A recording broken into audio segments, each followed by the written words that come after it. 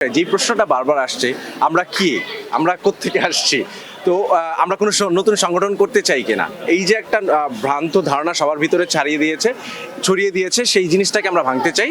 আমরা বলতে চাই যে আমরা আসলে কোনো সংগঠন না, আমরা কোনো আলাদা ব্যক্তি বিশেষের প্রয়োজনের জন্য এখানে আসিনি।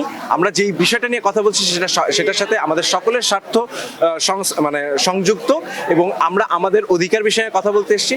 আবার আমরা যে কথাগুলো বলতে চাই, এটা কারো কোনো ব্যক্তির ইয়েকে আমরা প্রশ্নবিদ্ধ করছি না। আমরা আসলে প্রশ্নবিদ্ধ করছি আমাদের যে সংগঠনের যে ক্ষমতা কাঠামো আছে, সেই ক্ষমতা কাঠামো যেই কাজগুলো করেছেন, সেই কাঠামোটাকে প্রশ্নবিদ্ধ করার জন্য আমরা এখানে যুক্ত হয়েছি।